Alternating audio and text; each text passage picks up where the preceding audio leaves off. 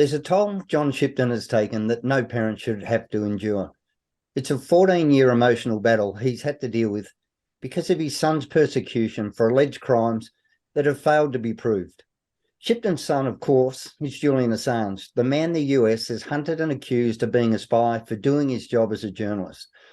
But John Shipton's sorrow could soon turn to joy as the Albanese government ramps up pressure on the US, and Assange could be a free man and back on Australian shores, hopefully, as early as April. Joining us today is Julian's Australian solicitor and advisor, Greg Barnes, and his father, John Shipton. Morning, gentlemen. Good morning. Good morning. Good morning. Now, let's start with you, John. It's fair to say that if reports are true, that your 14-year nightmare could soon be coming to an end. Yeah. To comment on that, I put it in the hands of the Australian people who have gradually increased their support of Julian Assange's return home to now, in the latest poll, it's 88%. And sitting on top of that support, it's 50 parliamentarians in the Assange group, 7 Teals elected on the Assange platform, 3 House of Representatives, Greens elected on the Assange platform, and I think now totaling 12 senators elected on the Assange platform. So all of those, plus the Labor Party, headed by Anthony Albanese, at that time leader of the opposition, stating unequivocally that Julian must be returned to Australia.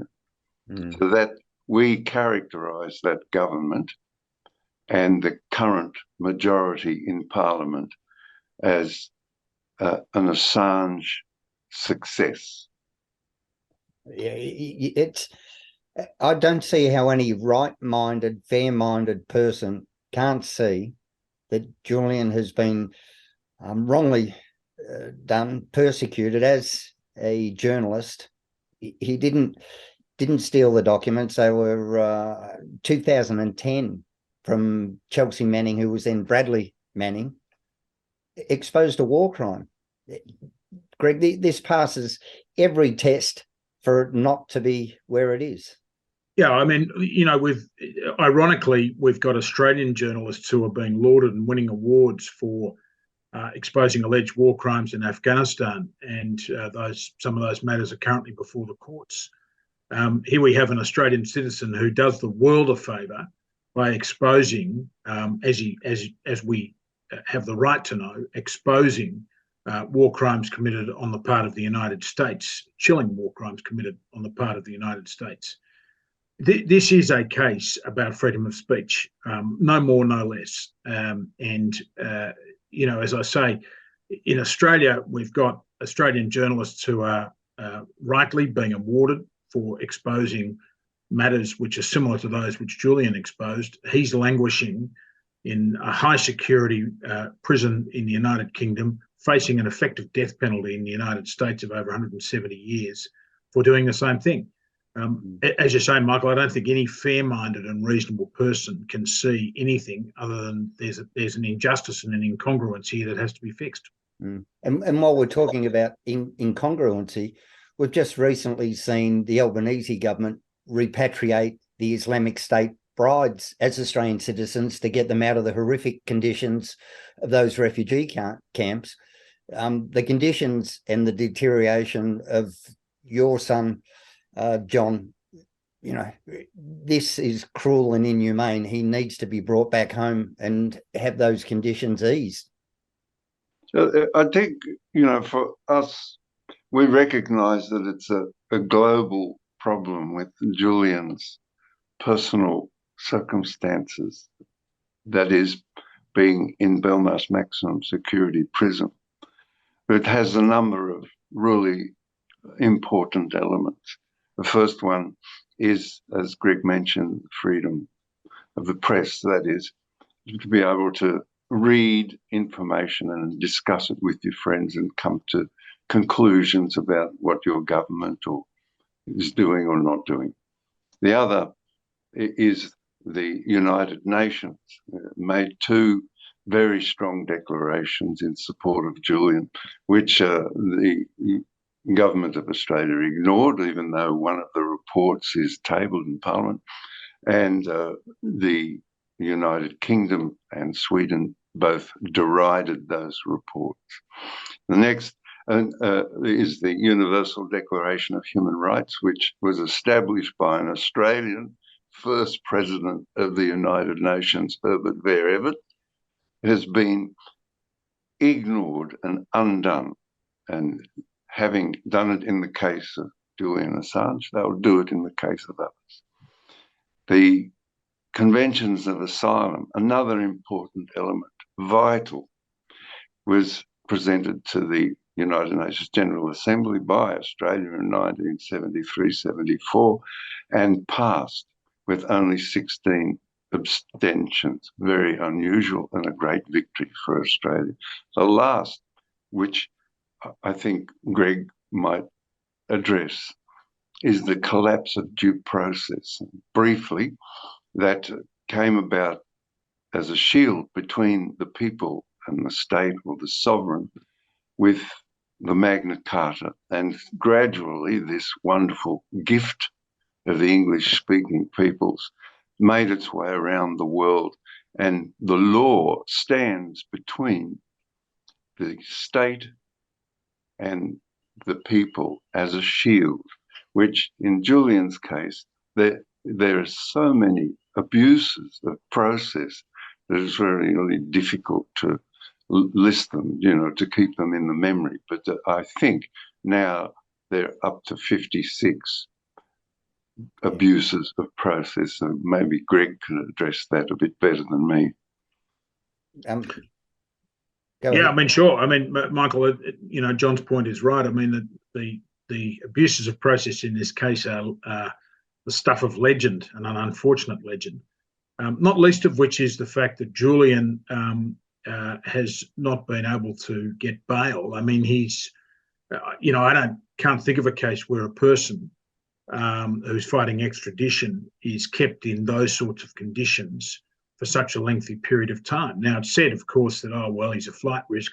That's a nonsense. In this day and age, and I know because I do bail applications for clients in Australia, there are plenty of electronic monitoring devices that can be used. There are a range of conditions can be placed on persons.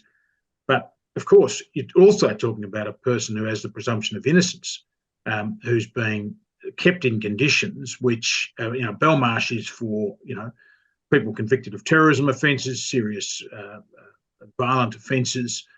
It's not an appropriate place.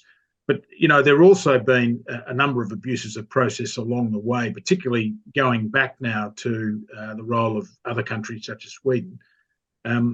It's a case where the rule of law has really collapsed, and the end result, of course, is one individual fighting, as you said in your introduction, now for 14 years. We've also seen Chelsea Manning had her sentence, a 35-year sentence, commuted in 2017 as Barack Obama's one of his last acts in office. So the person who handed off the files, and I think the video was called Collateral Murder, where 12 civilians and 2 journalists were murdered. No way around it, war crime, were murdered. She's now had her sentence commuted, was later arrested for failing to obey a subpoena, trying to force her to testify against Julian. But again, she's been released on that. So surely if Americans can go, no harm, no foul with Chelsea Manning or Bradley Manning, surely now the time has come just to go, Julian needs to become home. He's an Australian citizen that has done nothing wrong, and it is time.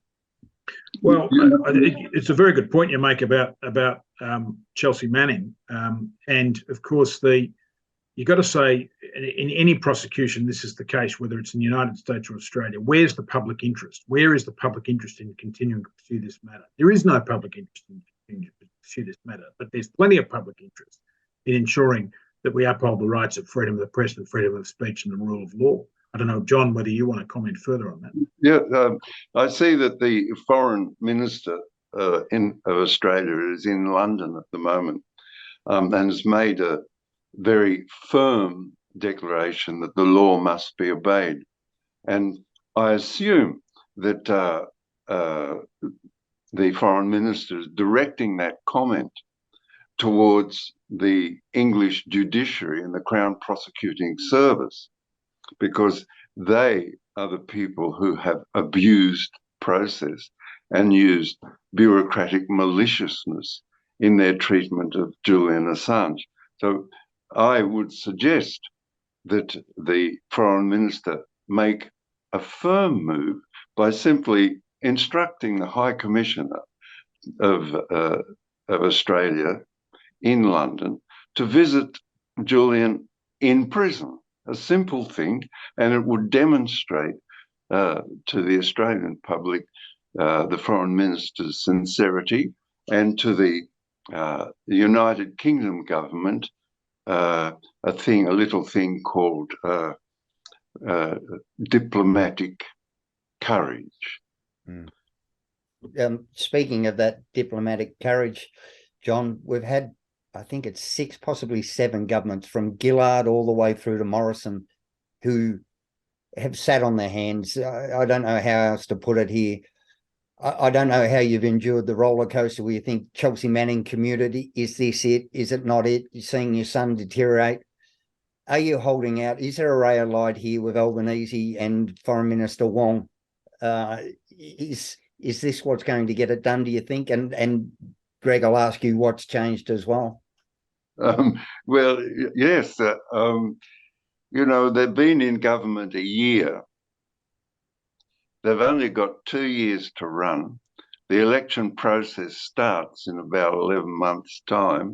If they want to stay in government, they'll fulfill their declared intentions as regarding Julian Assange. That's the simple politics of it, because even though the previous government was long in the tooth and to some extent, you might say, odious, the Anthony Albanese government only won under circumstances that you would think they would have marched in with a landslide, only won by a couple of seats.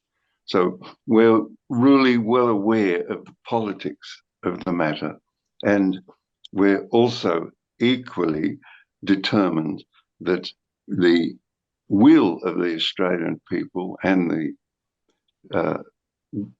parliamentary group, their will be obeyed by the executive.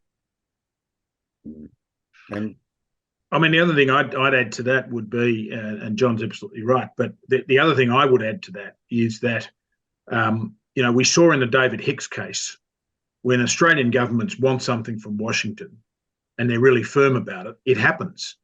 Australia, is the best ally that the United States has in this region. The United States needs Australia. This is a simple request about an individual who represents freedom of speech. It's a simple request on behalf of a family to return their son and partner to children and to parents, and so he can be with his family again. The Albanese government has started well on this issue, but it's got to continue to be resolute on it. I think it'd be useful for it to say what it has done to date, even in the most general sense, because I think that'll give people confidence, the many people in Australia who need confidence, to know that their Australian government is pushing as hard as it can to bring Julian home. And what a fantastic legacy for the Albanese. That's right. That's right. All right, gentlemen, we'll leave it there. John, best wishes for you. And, thank you. Thank you. Greg, once we get this done, we should all be jumping for joy, and we can all take pride in this Albanese government because he's an Australian citizen who's done nothing wrong. Thanks, Michael. Thank you, Michael. Thanks, John. Thanks. Bye.